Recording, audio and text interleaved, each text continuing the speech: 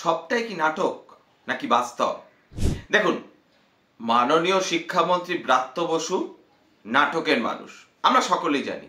তার লেখা বিভিন্ন নাটক এবং তার নির্দেশনা দেওয়া বিভিন্ন নাটক বিখ্যাত হয়েছে। এবার প্রশ্নটা হলো, এই বসন্তের যাদবপুরে কেন হুলস্থুল?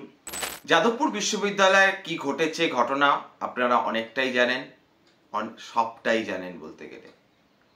ঐক্যপাস সম্মেলন, সেখানে গেলেন শিক্ষামন্ত্রী, আর তারপর তাকে ঘিরে বিক্ষোভ। কেন বিক্ষোভ? তার কারণটা খুঁজতে গেলে একটু পিছনে যেতে হবে।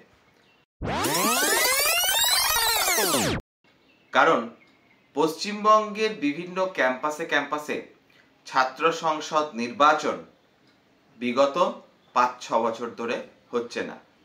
যাদবপুরেও শেষবার যখন নির্বাচন হয়েছিল সেটাও 2020, যদি খুব ভুল না হই আমি।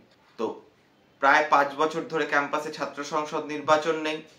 তার ফলে যাদবপুরের মতো শিক্ষা প্রতিষ্ঠানে এই দাবি ওঠা যথার্থ যে কেন ছাত্র সংসদ নির্বাচন হবে না। এবার আপনাদের প্রশ্ন উঠতে পারে, কই পশ্চিমবঙ্গে তো এত কলেজ আছে, এত বিশ্ববিদ্যালয় আছে, সেখানে তো ওঠে না। কিন্তু পশ্চিমবঙ্গের অন্যান্য কলেজ বিশ্ববিদ্যালয়গুলিতে শুধুমাত্র একটি ছাত্র সংগঠন রয়েছে এবং নিন্দুকেরা বলেন তাদের কাজ হলো ওই কলেজের সোশ্যালে চাঁদা আদায় করা আর সেটা নিয়ে বিভিন্ন খানা পিনার ব্যবস্থা করা। শাসক দলের ছাত্র সংগঠন বাদে পশ্চিমবঙ্গের অন্যান্য কলেজ বিশ্ববিদ্যালয়গুলিতে কোনো ছাত্র সংগঠনেরই আর প্রবেশাধিকার নেই। যাদবপুর নিয়ে আপনার যতই সমালোচনা থাকুক, যাদবপুর নিয়ে আপনার যতই রাগ থাক, ক্ষোভ থাক, অভিমান থাক, যাদবপুর আর প্রেসিডেন্সি এই দুটি শিক্ষা প্রতিষ্ঠানেই আক্ষরিক অর্থে বিভিন্ন মতের, বিভিন্ন পথের ছাত্র সংগঠনের উপস্থিতি মেলে। আপনি বলতে পারেন কোথায় তৃণমূল তো তেমন ভাবে দানা কাটতে পারে না, আপনি বলতে পারেন কোথায় আরএসএস এর ছাত্র সংগঠন এবিভিপি তো তেমন ভাবে ডালপালা মেলতে পারে না। কোথাও কোথাও না পারলেও কিন্তু কিছু পকেটে পকেটে এদের উপস্থিতিও আছে। আবার উল্টো দিকে এই সব বিশ্ববিদ্যালয়গুলোতে কিন্তু বামেরা একক সংখ্যাগরিষ্ঠ বা শক্তিশালী তা কিন্তু নয়। বামেরা মানে সংসদীয় বাম, অর্থাৎ সিপিএম এর ছাত্র সংগঠন এসএফআই, তারা যে সর্বেসর্বা এমনটা একেবারেই না। কারণ যারা খোঁজ খবর রাখেন তারা জানেন যাদবপুরের বিজ্ঞান বিভাগ এবং ইঞ্জিনিয়ারিং বিভাগে এসএফআই দাঁত ফোটাতে পারে না।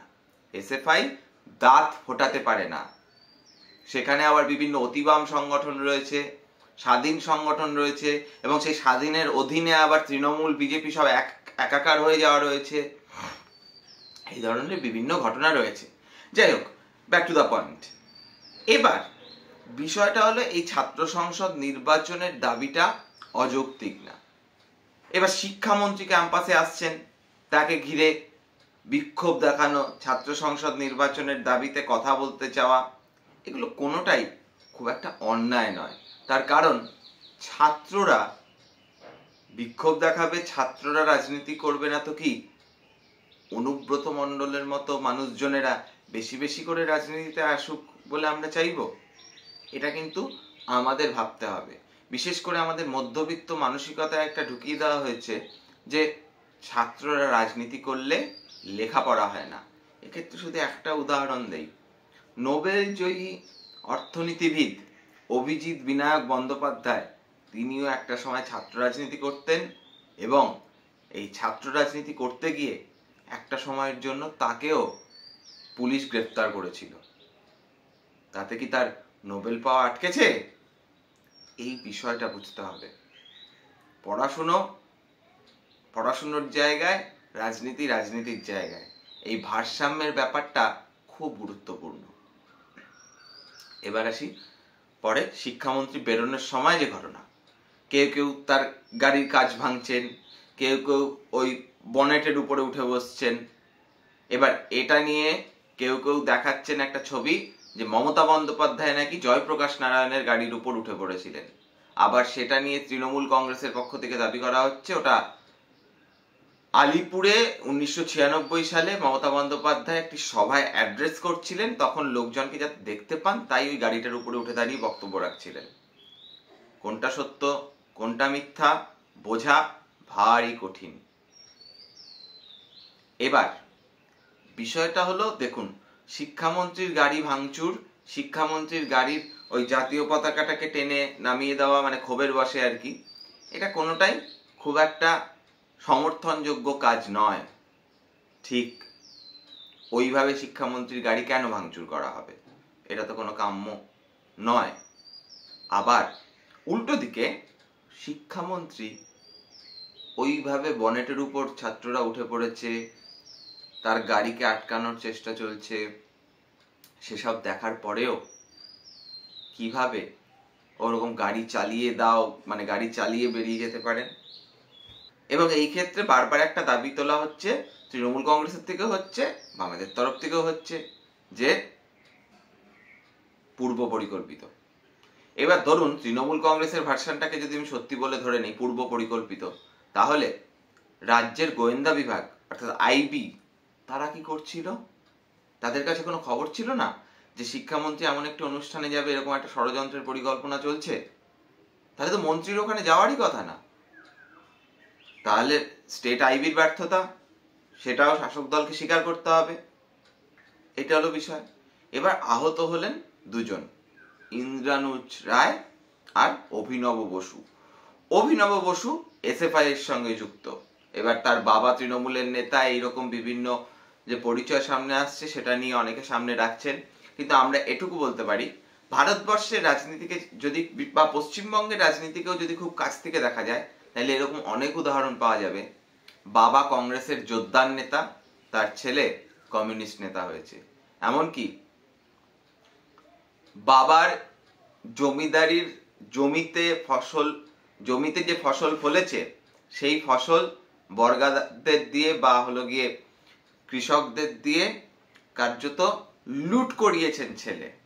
এরকম উদাহরণ পশ্চিমবঙ্গের রাজনৈতিক ইতিহাসেই রয়েছে। তাই এখন এই অভিনব বসুর বাবা অমুক দলের নেতা, এটা দেখে আহা উহু করে ওঠার কোনো মানে নেই। কারণ ভারতবর্ষের মতো বহুত্ববাদের দেশে নানা ভাষা নানা মত নানা পরিধান, রবীন্দ্রনাথ বলেছেন, সেই রকম দেশে হতেই পারে আমাদের আশেপাশে এরকম অনেক বাড়ি আছে, আমার আপনার ফ্যামিলিতেও আছে, সবাই কি একই রাজনৈতিক দলের সমর্থক? সবাই কি একই দর্শনে বিশ্বাস করে? না তো। এটাতে বিরাট অবাক হওয়ার খুব কিছু নেই। আসলে এটা ওই চটকদারি বিষয়টা। এবার প্রশ্নটা হচ্ছে আরেকজন, যে ইন্দ্রানুজ রায়।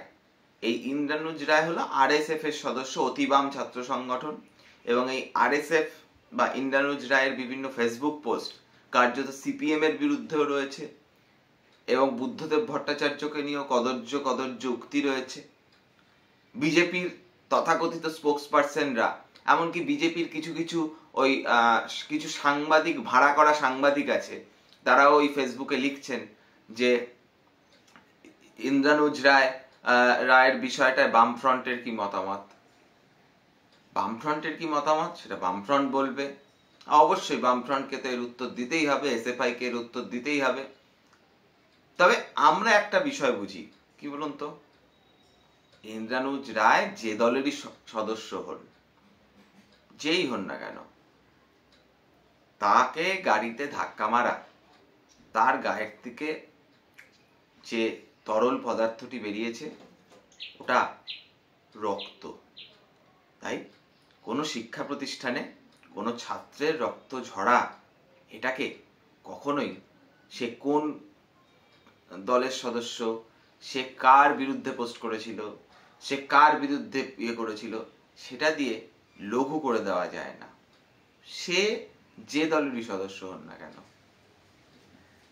প্রকৃত গণতন্ত্রের যে চিত্র, সেটা তো আমাদের এটাই শেখায় যে আমাদেরকে আপনার বিরুদ্ধে যে কথা বলছে তার বলার অধিকারটাও সুরক্ষিত রাখার জন্যই আপনাকে লড়তে হবে।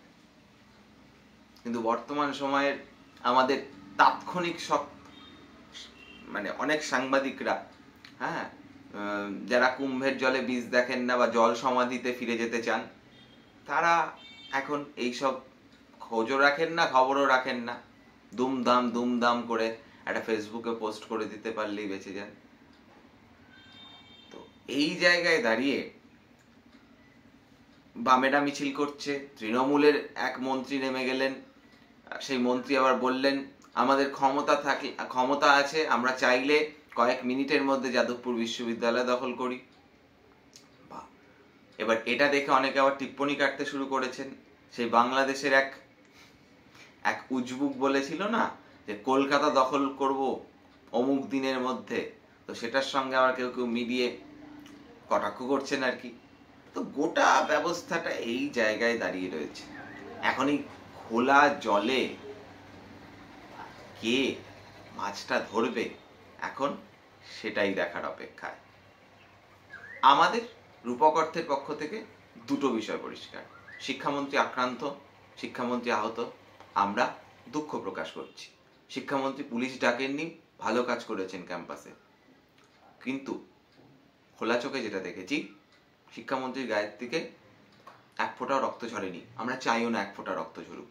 শিক্ষামন্ত্রীর সুস্থ জীবন আমরা কামনা করি, কিন্তু একটি ছাত্রের গায়ের থেকে রক্ত ঝরতে দেখেছি, আর একটি ছাত্রের পায়ে চোট পেয়ে হাসপাতালে ভর্তি হতে দেখেছি। ফলে এবার গোটা ঘটনাটাকে এই ছোট্ট সিনপসিসে বাদলে আপনাদের কি মনে হয় জানান কমেন্ট বক্সে।